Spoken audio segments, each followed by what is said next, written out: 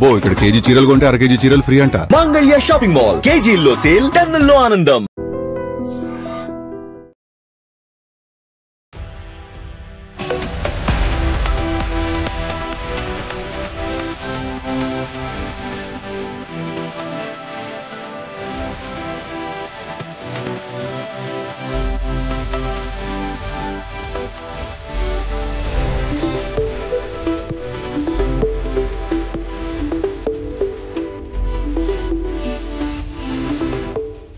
రెండేళ్ల తర్వాత 11 అంతస్తుల విలాసవంతమైన క్రూజ్ కార్డిలియా విశాఖ వచ్చేసింది.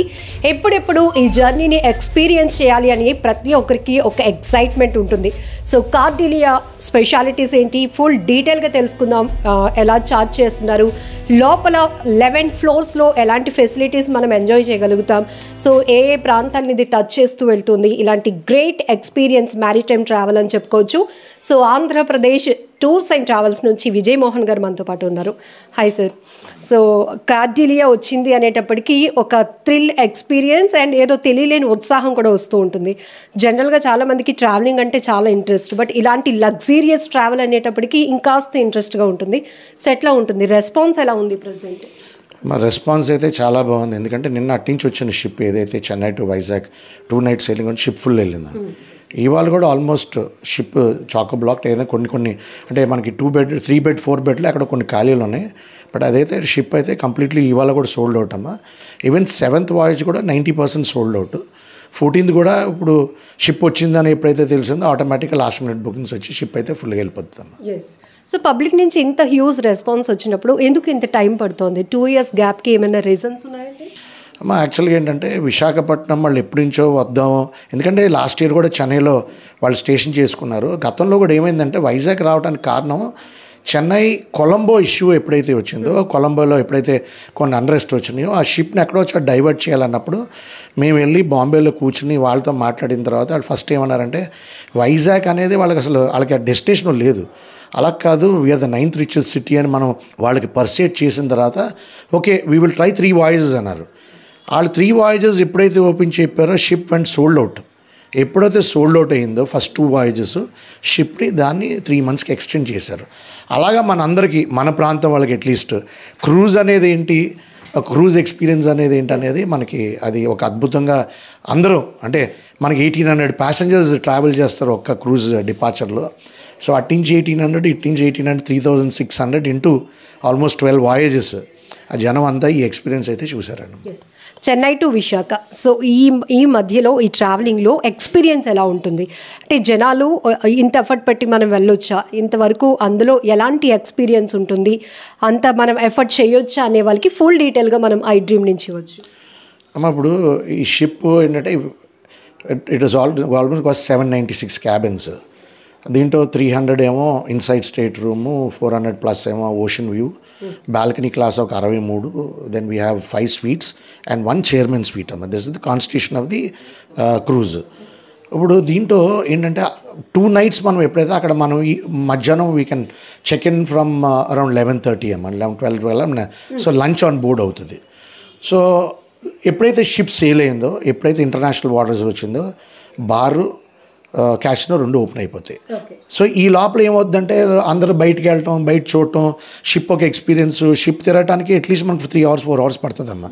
అంటే మన ఫెసిలిటీస్ అన్నీ మనం చూసుకుని వచ్చి బయటికి వెళ్ళేప్పుడు షిప్ ఎప్పుడైతే సేల్ అవుతుందో సేలింగ్ ఎక్స్పీరియన్స్ అందరూ బయటికి వెళ్ళి మనకి లాస్ట్ లైట్ పోయిన వరకు అందరూ బయట ఉంటారు ఆ ఎక్స్పీరియన్స్ చేసుకోవడానికి. దాని తర్వాత క్యాసినోస్ రన్ అవుతాయి, దెన్ నైట్ ఎంటర్టైన్మెంట్ స్టార్ట్ అవుతుంది. There will be shows, 3 shows ఉంటాయి. Then you have a midnight show only for adults. అలాగే చిల్డ్రన్కి there are so many facilities, games ఆడుకోవడానికి. There is a small carroms, TT అంటే board చాలా facilities ఉంటాయి. Main ఏంటంటే జనరల్గా షిప్లోకి వెళ్ళిన వాళ్ళందరూ ఏదంటే ఇది గో ఫర్ ద క్యాసినో, అంటే 20 to 25% వెళ్ళేది క్యాసినోకి. Then 20 to 25% the go for fun entertainment. So and there is ఒక 20-25-30% ఫ్యామిలీస్ వెళ్తారు. So 10-20% they'll go for experience alone. So అన్ని అంటే కేటగిరీస్కి షిప్ ఎక్స్పీరియన్సెస్ క్రియేట్ చేసింది. Casino for casinos you have 6 bars అమ్మ. 6 bars అనేది it is not a small number. And ఈసారి ఏం చేస్తారంటే they open up the bar in the same cost. ఇదివరకు మనం వెళ్ళి అక్కడ కొనుక్కోవాల్సి వచ్చేది. ఇప్పుడు ఏదైతే ఇప్పుడు ఉన్న ఈ ప్యాకేజ్లో బార్ కూడా ఫ్రీగా వచ్చిందన్న. సో దట్ అంటే దీంట్లో ఏంటంటే కొన్ని నార్మల్ బ్రాండ్స్ ఉన్నాయి, but there also good VAT 69 అలాంటి brands normal free. You want go to black label అంటే ఎక్స్టెండెడ్ కాస్ట్తో మనం కడితే అది కూడా వాళ్ళు ఇస్తున్నారు. So they have normal, then they have అంటే the second, and then they have premium కూడా. సో 3 రకాల బ్రాండ్లు పెట్టారు. So for alcohol, for people చిన్నపిల్లలకి they want some, there is మనకి రాక్ క్లైంబింగ్ అని వెనకాల ఉంటుంది, there is a swimming pool, there is evening there is a music live band, live entertainment అక్కడ అవుతూ ఉంటుంది. అంటే for the middle age families ఏంటంటే ఇట్ ఇస్ ద బాండింగ్ అమ్మ. పై డెక్లోకి వెళ్తే మనకి ఏంటంటే దే కాట్స్ లాగా ఉంటాయి పడుకొని. It's a time for them to catch back. అంటే ఒక బిజీ లైఫ్లో ఒక wife and husband they will have time for themselves. So అన్ని రకాలుగా అంటే క్రూజ్ అనేది world over white works, because అంటే every parameter for everybody on the ship they create some kind of facility అమ్మ. Food వరకు వచ్చినప్పుడు కూడా they have 2 restaurants which are buffet, one on the top and one on the 4th floor అనుకుంటా, 3rd or 4th floor. Then they will have one specialty restaurant which gives you all specialty dining. So అన్ని facilities ఉండటం వల్ల ఇప్పుడు ఏంటంటే మనం ship బయలుదేరేపటి అర్థమయ్యేప్పుడు రాత్రి 9-10 అయిపోద్దమ్మా. So కిందకు వచ్చి షోస్ చూస్తాం, రాత్రి 2ంటికి వెళ్ళి పడుకుంటాం, నెక్స్ట్ రోజు మార్నింగ్ ప్రతి వాళ్ళకి ఏంటంటే ఆ షిప్ నిజంగా పొద్దున పూట వెళ్తున్నప్పుడు సేలింగ్ చూడాలి అనేది చాలామంది వెళ్తారు.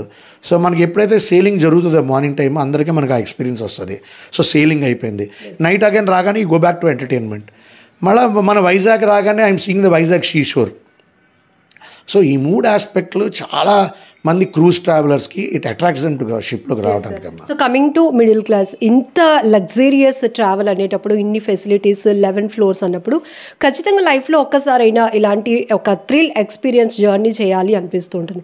సో ప్రెసెంట్ అయితే ఫ్యామిలీతో పాటు కూడా వెళ్ళటానికి చాలామంది ఇంట్రెస్ట్ చూపినప్పుడు ఫ్యామిలీ ప్యాకేజెస్ అంటూ ఏమైనా స్పెషల్గా ఉంటాయి సార్, లేకపోతే కిడ్స్కి కానీ లేకపోతే పెద్దవాళ్ళకి ఎట్లా చార్జ్ చేస్తున్నారు? అంటే ఇదమ్మా just like 3rd AC train అమ్మా, 2nd AC ట్రైన్. 2 peopleకి దే ఓన్లీ 2 క్యాబిన్ ఉంటుంది. సో కొన్ని క్యాబిన్స్ ఏంటంటే పైన అప్పర్ అయ్యి ఉంటాయి, మనం ఇలా తీసి ఫ్లాప్ చేసి దాని మీద ఎక్కి సేమ్ 2nd ACలో ఎలా ఎక్కుతామో అలాగే ఉంటుంది. సో చిల్డ్రన్కి ఏంటంటే మనకి ఇప్పుడు నార్మల్గా సపోజ్ మనకి 10,000 అమ్ముతున్నారు అనుకో, చిల్డ్రన్కి 7,000 అమ్ముతారు. 7,000 ఎందుకు అమ్ముతారంటే అంటే నేను పర్ డే కాస్టింగ్ చెప్తున్నాను. ఎందుకు అమ్ముతారంటే it gives them all the meals, it gives them all the facilities. అక్క మిడ్ నైట్ షో తప్ప పిల్లలు బెవరేజెస్ నడుస్తూ ఉంటాయి, కూల్ డ్రింక్స్ నడుతాయి. బట్ మిడ్ నైట్ చాలామంది ఏంటంటే నేను చూస్తాను 12 o'clock పిల్లలు లేచి ఉండి డెక్ మీద ఉండి వెళ్ళి ఆ కేకులు అంటే ఒక small kind of multiple snack పెడతారు. నేను మిడ్ నైట్ నేను వెళ్ళిన ఈ కార్డియోలో or even other experience other cruises చిన్నగా ఈ 11 o'clock 12 o'clock పిజ్జాలు, చిన్న పిజ్జాస్, చిన్న బన్స్, చికెన్ బన్ను ఇలాంటివన్నీ పెడతారమ్మా. పిల్లలు అందరూ అక్కడే ఉంటారు, ద హోల్ క్రౌడ్. సో చాలామంది పిల్లలు they will be waiting forward for that 11 o'clock night తినరు. ఆ 11 o'clock కేక్స్, బన్స్, పిజ్జాలు, బర్గర్లు వాటి వెయిట్ చేస్తూ ఉంటారు. So children will have lot of entertainment. Main ఏంటంటే మిడిల్ క్లాస్కి మనం వెళ్ళి యూరోప్లో వెళ్ళి ఎక్కాలన్నా వీసాలు రావాలి, సింగపూర్ వెళ్ళాలంటే ఇది ఒక ఫ్లైట్, మళ్ళీ అక్కడ హోటల్ అకామిడేషన్స్ ఇవన్నీ ఉంటాయి. కాబట్టి ఇండియాలో ఒక క్రూజ్ లైనర్ ఉండటం వల్ల ఏంటంటే క్రూజింగ్ ఎక్స్పీరియన్స్ ఏదైతే ఉందో ప్లస్ ఈ ప్రైస్ ఈ ఇచ్చిన ప్రైస్ అయితే it is very reachable in the middle class community అమ్మ. ఇప్పుడు వాళ్ళు నేను డ్రాప్ చేశారు 34,800 they were selling the cabins. It is almost 17,000 plus, చైల్డ్కి 7,000. So 34 plus 28, it is very much reachable for a 2-night cruise అమ్మ.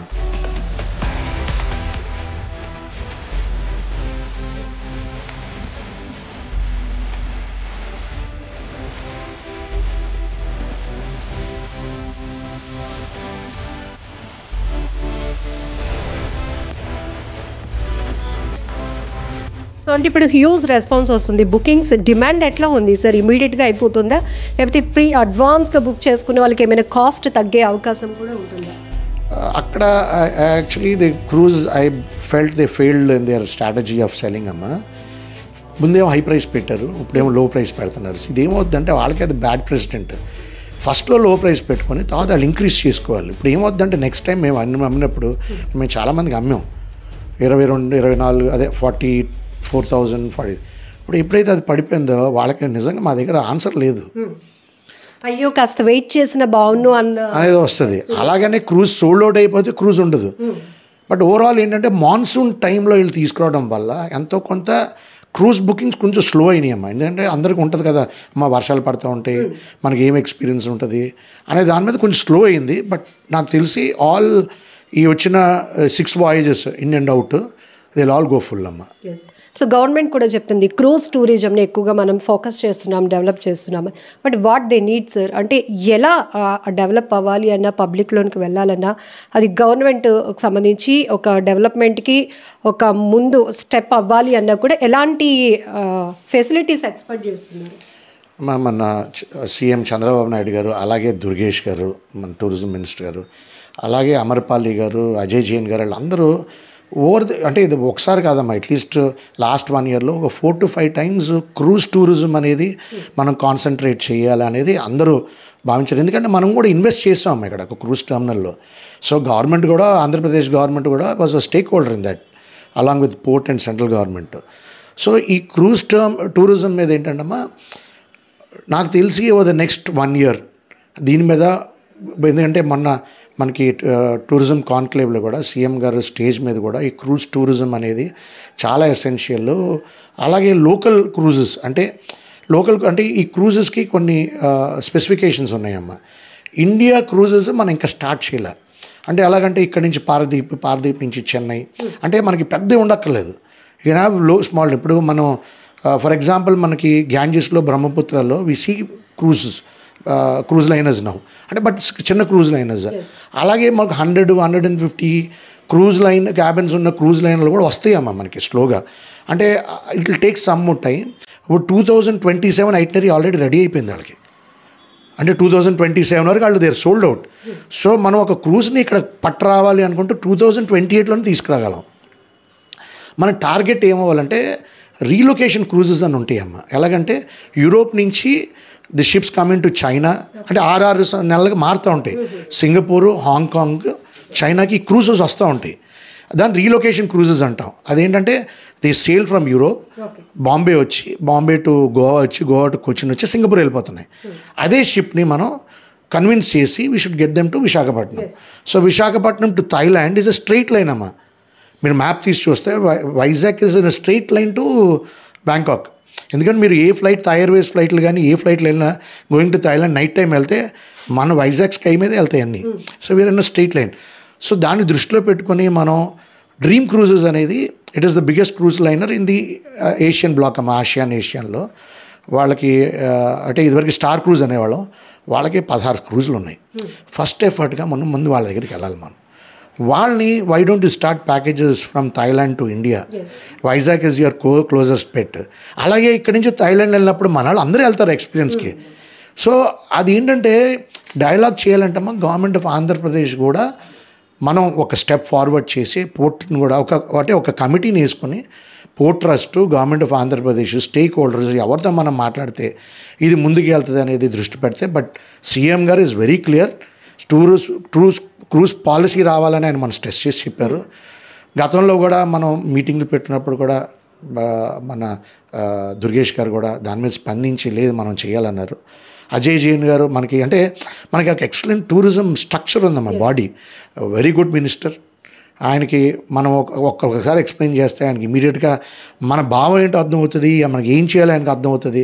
కంటిన్యూషన్గా అమర్పాలి గారు, అజయ్ జైన్ గారు, యూ హ్యావ్ ద బెస్ట్ అంటే గవర్నమెంట్ సైడ్ నుంచి. సో మేమందరం I think cruise tourism will be the future for. ఎందుకంటే అమ్మా మనకి థాయిలాండ్ నుంచి ఇక్కడికి వచ్చినప్పుడు you can get lot of Buddhist. ఇప్పుడు ఈ బుద్ధిస్ట్ ఏంటంటే చాలామందికి ఇది మనం గవర్నమెంట్ ఆఫ్ ఆంధ్రప్రదేశ్కి దీని మీద చాలా స్పెసిఫిక్ ఏరియాలో వెళ్ళాలి. ఎందుకంటే మనకు ఆసియాన్లో 220 million బుద్ధిస్ట్ ఉన్నారు. అలాగే చైనా, జపాన్, కొరియా అండ్ తైవాన్లో 680 million ఉన్నారు. అంటే 900 million బుద్ధిస్ట్ ఉన్నారు ఒట్టి ఈ సెగ్మెంట్లో. మొన్న మేము రీసెంట్గా ఒక 14 బుద్ధిస్ట్ మనకి వచ్చారు తొట్లకొండ, బజ్జనకొండ ఈ సైట్లన్నీ చూడటానికి అమ్మ. దాంట్లో ప్రిన్స్ ఆఫ్ కంచన్బురి వచ్చాడు ఆయన ఏమన్నాడు తెలుసానమ్మా, నేను వీడియో షేర్ చేస్తాను మీతో. ఆయన ఏమనంటే మాకు థాయిలాండ్లో పెద్ద బుద్ధిజం ఉంది, పెద్ద పెద్ద టెంపుల్స్ ఉన్నాయి, పెద్ద పెద్ద స్ట్రక్చర్స్ ఉన్నాయి, కానీ నేను ఇక్కడికి వచ్చిన తర్వాత బొజ్జన్నకొండలో I felt this is the original Buddha, this is the real Buddha అనేది అది ఆ వీడియో ఆయన ఫీల్ అయ్యాడు, నిజంగా చెప్పాడు. సో ఇక్కడ ఏమవుద్దంటే అమ్మా we have the real Buddha. ఇప్పుడు మీరు బొజ్జన్నకొండలో 3 ఫార్మాట్స్ ఆఫ్ బుద్ధిజం ఉంటుంది, ఏది stupa, then Buddha statue, then prayer పైన టాప్లో. సో ఇలాంటి సైట్స్ ఎక్కడ లేవమ్మా. అలాగే మనకి బిగ్గెస్ట్ స్టోరీ ఏంటంటే కాలచక్ర. అమరావతి అనే ప్లేస్లో లార్డ్ బుద్ధ ఇక్కడికి వచ్చి ఫస్ట్ సర్మన్ ఆఫ్ కాలచక్ర చేశాడనేది హోలీనెస్ డలైలామా చెప్పారు ఆయన. ఫస్ట్ మనం వీటిని ఎక్స్ప్లోర్ చేసుకోవాలి. ఈ స్టోరీస్ని మనం క్రియేట్ చేసి మనం ఎప్పుడైతే తీసుకొస్తో క్రూజ్ టూరిజం ఆటోమేటిక్గా వస్తుందమ్మా. ఎందుకంటే క్రూజ్ ఎక్స్పీరియన్స్ అవుతుంది, నేను ఇక్కడికి వస్తాను, ఇది చూసుకుంటాను, ఇక్కడికి నేను ఫ్లైట్లో వెళ్ళిపోతాను. So that will survey. అలాగే ఏమవుద్దంటే ఒకవేళ 1 నైట్ వాయిస్కి వచ్చారు అనుకో, 2 నైట్కి ఈ షిప్లోనే ఉంటారు, ఈ 2 డేస్లో మనం టోటల్ సిటీ చూపెట్టచ్చు. సో బుద్ధిజం సైట్స్ అన్నీ మనం ఎక్స్ప్లోర్ చేసేయచ్చు. సో ఇవన్నీ ఏంటి అవుతుందంటే మనం వెళ్ళి ఆ క్రూజ్ పాలసీ మీద చిన్న దృష్టి పెడితే ఫార్వర్డ్గా చేయడానికి మనకు ఒక 4-5 అదర్ పారామీటర్స్ వస్తాయి, అన్నీ చేసుకోవచ్చు అమ్మ. ఇప్పుడు మనకి పోర్ట్ టెర్మినల్ పక్కనే మనకి హెరిటేజ్ వాక్ ఉంది. సో మనకి 10 సైట్స్ ఉన్నాయి, దాని మీద ఫోకస్ చేసుకొని క్విక్గా 2 hours ఆఫ్ హెరిటేజ్ వాక్ పెట్టినా దే విల్ బి చాలామంది they will like to see those heritage sites అమ్మ. Thank you. ఓకే.